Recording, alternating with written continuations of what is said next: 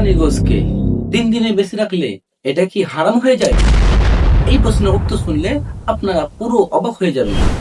তাই আপনার পুরো ভিডিও দেখুন। চলেন আজকের প্রশ্ন উত্তর শুরু করা যাক।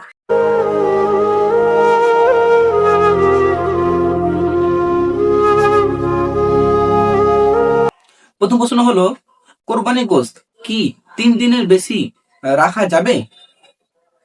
অ্যান্সার এ 1 দিন, অ্যান্সার বি 2 দিন, অ্যান্সার সি 3 দিনের বেশি রাখা যাবে না, অ্যান্সার ডি যতদিন ইচ্ছা রাখা যায়। সমস্ত 5 সেকেন্ড সঠিক উত্তর বলার জন্য।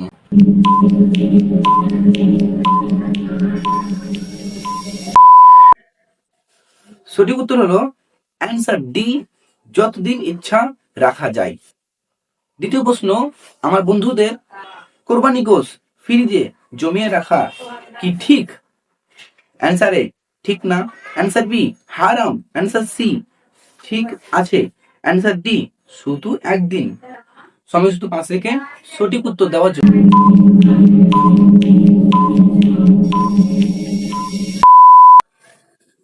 সঠিক উত্তর হলো অ্যান্সার সি ঠিক আছে।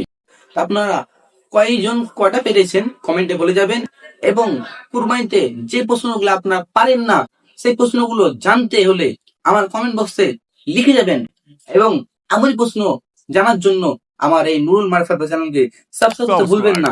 তাই এখনই সাবস্ক্রাইব করে নিন এবং শেয়ার করে এই চ্যানেলের সাথে যুক্ত থাকুন। দেখা হচ্ছে পরবর্তীতে। আসসালামু আলাইকুম ওয়া রাহমাতুল্লাহি ওয়া বারাকাতুহু।